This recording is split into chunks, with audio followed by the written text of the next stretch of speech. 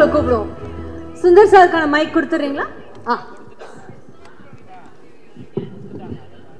வந்திருக்கும் பெரியவர்கள், பத்திரிகை, மீடியா அண்ட் சோஷியல் மீடியா சகோதர சகோதரிகள் அனைவருக்கும் எனது மாலை வணக்கம்.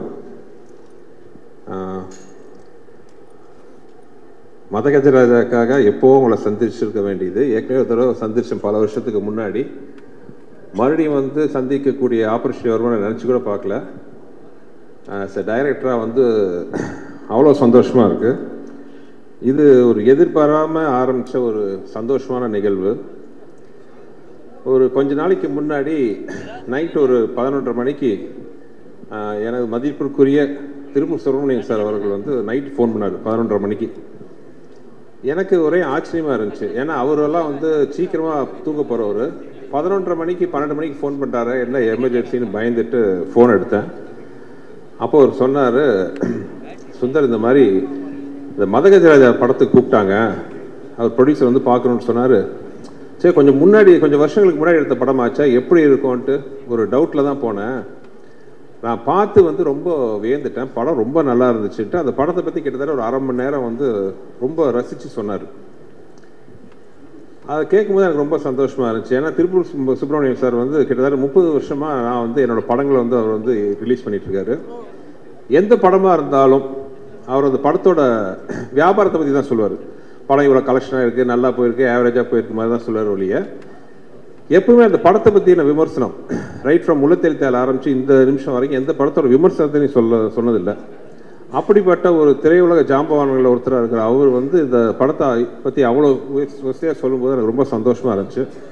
அவர் என்ன சொன்னார்ன்ட்டு ரொம்ப ஓவராக சொல்லிக்கல. ஏன்னா அது பின்னாடி ஏதாச்சும் ஆச்சுன்னா நீங்கள் என்ன நக்கல் பண்ணுவீங்க, அதனால் அது சொல்லலை.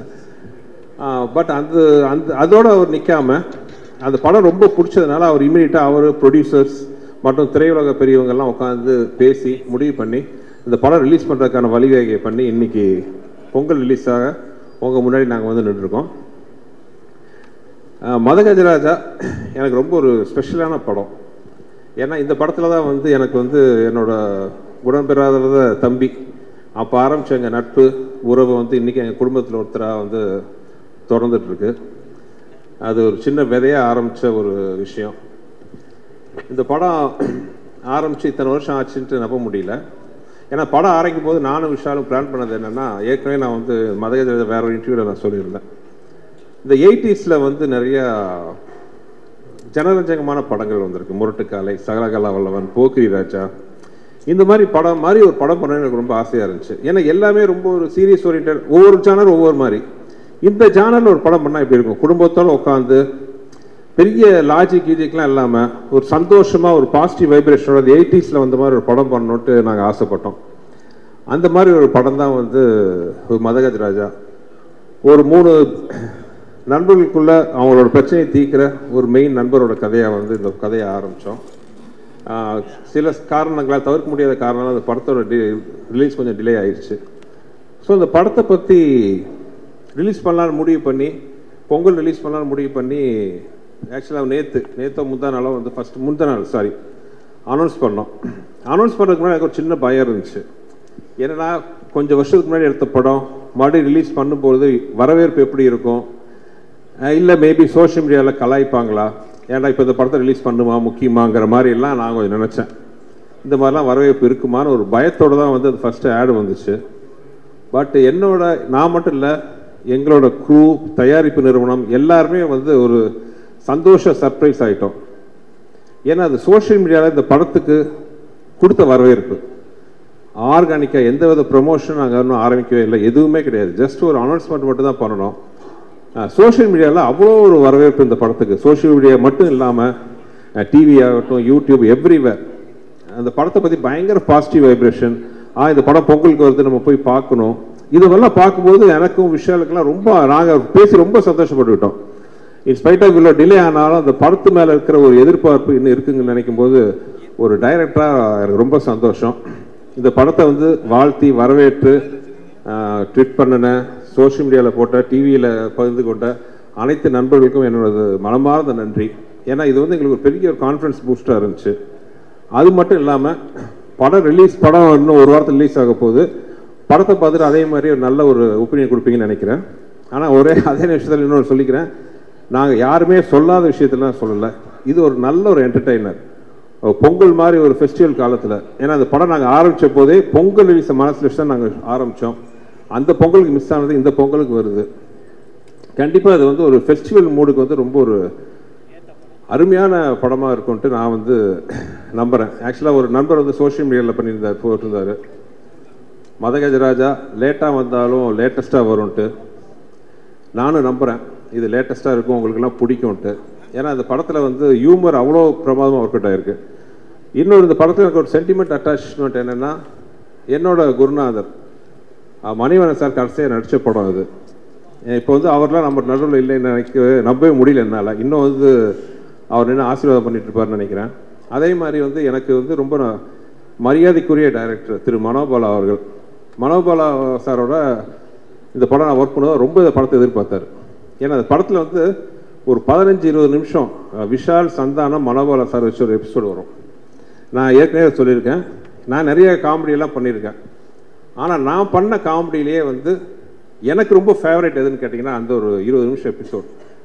எல்லாருமே மனசு விட்டு சிரிக்கக்கூடிய, ரசிக்கக்கூடிய மாதிரி அது ஒரு இன்ட்ரெஸ்டிங்கான ஒரு எபிசோடு வரும் இந்த படத்தில். ஒவ்வொருத்தரையும் மனோபாலா சார் கேட்பார், எப்படா அந்த படம் ரிலீஸ் ஆகுது, அந்த படம் ரிலீஸ் ஆச்சுன்னா என் ரேஞ்சே வேறு அப்படின்னு சொல்லிட்டு இருப்பார். அன்ஃபார்ச்சுனேட்லி அவர் இல்லை. ஆனால் அவர் நினைவுகளை இந்த படம் இனிமையாக சுமந்துட்டு வரும்ன்ட்டு நம்பிக்கை எனக்கு இருக்குது. இந்த படத்தில் ஒரு மிகப்பெரிய ஒரு ப்ளஸ் என்னென்னா, அப்பார்ட் ஃப்ரம் விஷால், விஜய் ஆண்டனி, நானும் விஜய் ஆண்டனியும் ஃபஸ்ட்டு சேர்ந்து ஒர்க் பண்ண படம் இதுதான். நான் முதல்ல அவுட்லுக்கில் அவர் பார்க்கும்போது ஒரு பெரிய மியூசிக் டைரக்டர், ஒரு பயங்கரமாக இருப்பார் அப்படி இப்படின்னு நினச்சேன். ஆனால் அவர் குழந்தை, அந்த குழந்தை இன்னும் அந்த குழந்தையாகவே இருக்குது. ரொம்ப சந்தோஷம். அது எளிமை, அந்த வெள்ளந்தியான வெள்ளை மனசு எல்லாமே அவர் அப்படியே இருக்குது. தேங்க்யூ விஜய், சூப்பர் மியூசிக் கொடுத்தாரு. ஆக்சுவலாக we miss your this commercial music Vijay. உங்களை மாதிரி இந்த மாதிரி ஒரு ஃபாஸ்ட் பீட்லாம் கொடுக்குறது வெறும் சில மியூசிக் டைரக்டர் தான் இருக்காங்க. நீங்கள் ஹீரோவாக நடிக்கிற படம்லாம் ஒரு சீரியஸ் படங்கிறதுனால சீரியஸ் சாங்காக போட்டுட்ருக்கீங்க. நீங்கள் எங்களுக்கெல்லாம் மியூசிக் போட்டால் தான் இந்த மாதிரி சாங் நீங்கள் கொடுப்பீங்க. ஸோ நாங்கள் இசையமைப்பாளர் விஜய் ஆண்டனி ரொம்ப மிஸ் பண்ணுறோம். You have to come back as a music director. As a ஹீரோவாக நீங்கள் you are rocking. As a music டைரக்டராக நீங்கள் வெளிப்படவும் பண்ணணும். பாருங்கள் எவ்வளோ கிளாஸ் பண்ணுறாங்கன்ட்டு. உங்களுக்கு நிறைய ரசிகர்கள் இருக்கிறாங்க. ஸோ இந்த மாதிரி ஃபாஸ்ட் நம்பர், நீங்கள் சீரியஸ் ஹீரோ. ஸோ எங்களை மாதிரி படத்துக்கு இந்த மாதிரி பாடங்கள்லாம் போட்டு கொடுங்க. விஜய் ஆண்டனி பாட்டு மட்டும் இல்லை, ஏன் நான் பண்ண படங்களில் எனக்கு மிக பிடிச்ச ரீ ரெக்கார்டிங்கும் இந்த படத்தில் இருக்குது. அவ்வளோ அருமையாக அந்த படத்துக்கு ஆர்ஆர் இருக்கும். ஸோ நீங்கள் அந்த படத்தை பார்த்தீங்கன்னா நீங்கள் அதை கண்டிப்பாக அதை என்ஜாய் பண்ணலாம். அப்புறம் இந்த படத்தில் என்னை விட அதிக கஷ்டப்பட்ட ஆத்மா யாருன்னா விஷால் தான். தெரியாதனமாக அவர்கிட்ட சொல்லிட்டேன், கிளைமாக்ஸ் ஒரு 8 பேக்ஸில் வரணுன்ட்டு. சரின்ட்டாரு. But due to some reasons அந்த 8 பேக்ஸ் ஷூட்டிங் தள்ளி போயிடுச்சு. கிட்டத்தட்ட ஒரு வருஷம். அந்த ஒரு வருஷம் அந்த 8 பேக்ஸை மெயின்டைன் பண்ணுறது சாதாரண விஷயம் கிடையாது. வெறும் பச்சை தண்ணியை குடிச்சிக்கிட்டு நாங்களாம் சாப்பிடும்போது சோத்தை எல்லாம் மோந்து பார்த்துக்கிட்டு அவ்வளோ கஷ்டப்பட்டார். இன்ஃபேக்ட் ஃபைட் சீக்வன்ஸ்லாம் நிறைய இடத்துல விளையாட சொல்ல உயர பணையை வச்சு. ஆக்சுவலாக இந்த ட்ரைலரில் கூட ஒரு ஷாட் பார்த்துருப்பீங்க. அவர் மொட்டராஜ தலையில் உட்காந்து கீழே வால்ட் அடிக்கணும். அது சின்னதாக டைமிங் மிஸ் ஆகி கழுத்தில் லேண்ட் ஆச்சு. அதை பார்த்து எனக்கு கழுத்து அந்த டக்குன்னு சத்தமே கேட்டுச்சு.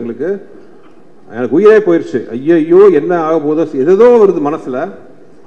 நல்ல வேலையை அப்போலோ பக்கத்துலேயே நாங்கள் ஷூட் பண்ணிட்டு இருந்தோம். இமீடியட்டாக அப்போலோ கூப்பிட்டு போனோன்னா அந்த டாக்டர் பார்த்துட்டு சொன்ன ஒரே வார்த்தை, பிகாஸ் இவர் ஃபிசிக்கலாக எக்ஸசைஸ்லாம் பண்ணி அவ்வளோ ஸ்ட்ராங்காக இருக்கிற ஒரே காரணத்தினால இதனால் எந்த ஒரு பாதிப்பு இல்லைன்னு சொன்னார்.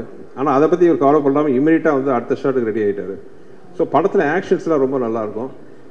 எஸ்பெஷலி இந்த கிளைமாக்ஸ் சாங். கிளைமாக்ஸ் 2 மலைகள் மோதிக்கிற மாதிரி ஒரு ஃபைட் சீக்வன்ஸ் வரும்.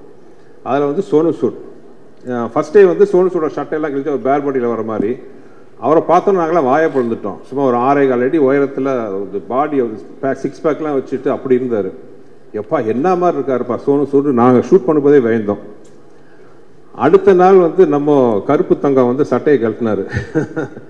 எல்லாம் ஆரம்பிட்டோம். அப்படி ஒரு பிசிக் அந்த பாடி படத்துக்காக ஒரு கட்டமைச்ச பாடி. அந்த மாதிரி எனக்கு இன்னும் அந்த மதகஜராஜா வெளியில் வரணும்னு நான் இவ்வளோ ரொம்ப போராடினதுக்கு ஆசைப்பட்டதுக்கெல்லாம் ஒரே காரணம், விஷால் பட்ட கஷ்டத்தை மக்கள் பார்க்கணும். மக்கள் பார்த்து அதை பிடிச்சி ஏற்றுக்கிறது மக்களோட கையில் இருக்குது, பத்திரிகையாளர்கள் உங்கள் கையில் இருக்குது. ஆனால் அந்த உழைப்பை அவங்க பார்த்தா தானே அதை என்னன்னு டிசைட் பண்ண முடியும். ஸோ அந்த மாதிரி மதகஜராஜா ரிலீஸ் பண்ணணுன்ட்டு நாங்கள் ரொம்ப ஆசைப்பட்டது காரணம் விஷாலோட உழைப்பு என்னட்டு எல்லாம் பார்க்கணுன்னு ஆசைப்பட்டேன். Madha Gaja Raja is fantastic family entertainer. ரொம்ப ஏதோ நல்ல விதமாக எனக்கு ஒரு லைசன்ஸ் கொடுத்துருக்கீங்க. சுந்தர்சி படம் யாரும் சொல்லாத ஒரு விஷயத்தெல்லாம் சொல்ல போகிறது இல்லை, புதுசாக எந்த விஷயமும் இருக்க போகிறது இல்லை. ஆனால் என்டர்டெயின்மெண்ட்டாக இருக்கும், குடும்பத்தோடு பார்க்க வரலாம். மினிமம் ஒரு படத்தில் ஒரு 15 நிமிஷமாச்சும் உங்கள் மனசார சந்தோஷப்பட்டீங்கன்னா அதுதான் நீங்கள் எனக்கு கொடுக்க போகிற மிகப்பெரிய பரிசாக இது வரைக்கும் நினச்சிட்ருக்கேன். மதகஜராஜா அந்த அனுபவத்தை உங்களுக்கு கொடுக்கணும்னு நான் நம்புகிறேன். பார்த்து நீங்கள் எல்லாருமே சப்போர்ட் பண்ணணும். அப்புறம் இந்த படத்தில் வந்து முக்கியமான விஷயம், விஜய் ஆண்டனி சார் மட்டும் இல்லாமல் எனக்கு இருந்த ஒரு அருமையான டெக்னிக்கல் க்ரூ. இத்தனை வருஷம் கழிச்சும் அவங்களாம் முன்னாடி உட்காந்துருக்கிறத பார்க்கும்போது அவ்வளோ சந்தோஷமாக இருக்குது. என்றைக்குமே என் தம்பியா, என் வலது கையா, என்னுள் பாதியாக இருக்கிற என் அன்பு தம்பி வெங்கட், அப்புறம் இந்த படத்துக்காக உயிரை கொடுத்து ஒர்க் பண்ண ரிச்சர்ட், இத்தனைக்கு இவ்வளோ பிஸியாக இருக்கிற ரிச்சர்ட், பிஸி கேமராமேனாக இருக்கிறவர், இந்த படத்தை ரிலீஸ் பண்ணணுன்னா எல்லா வேலையும் விட்டுட்டு வந்து இந்த படத்துக்கு இது விடிய உட்காந்து இந்த சாங்லாம் ரெடி பண்ண ரிச்சர்ட் ஆகட்டும்.